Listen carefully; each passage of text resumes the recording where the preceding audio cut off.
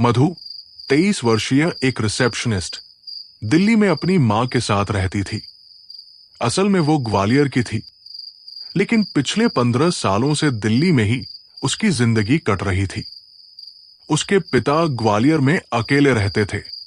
हैरानी की बात यह थी कि इतने सालों में उसके पिता ने एक बार भी दिल्ली आकर उसे नहीं देखा, जबकि मधु की मां अक्सर ग्वालियर जाती रहती थी। हर बार मां कोई न कोई बहाना बनाकर मधु को ग्वालियर जाने से रोक देती थी। इसी वजह से मधु दोनों माता पिता से नाराज रहने लगी थी। एक दिन जब मधु की मां और बहन ग्वालियर गए हुए थे, उसने बिना बताए छुट्टी ली और ग्वालियर पहुंचने का प्लान बनाया।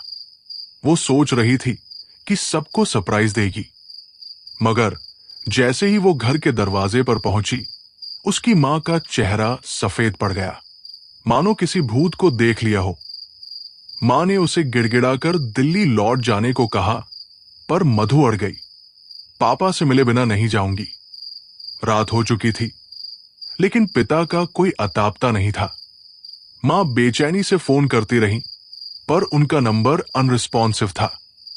मधु ने देखा, मां की आंखों में डर साफ झलक रहा था। वो समझ नहीं पा रही थी कि इतनी हड़बड़ी क्यों है।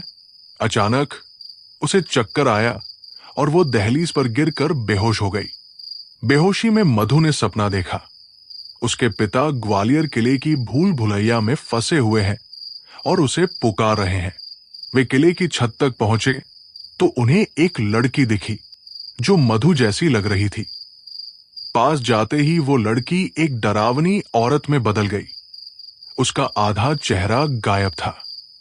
पिता डरकर छत से गिर गए। मधु की चीख निकल गई और वो होश में आ गई। सुबह हुई तो घर में शोर था। मां ने रोते हुए बताया, कल रात तुम्हारे पापा ने किले की छत से छलांग लगा दी। मधु का दिल टूट गया। जब भीड़ जाने लगी तो उसने मां को एकांत में ले जाकर अपना सपना सुनाया।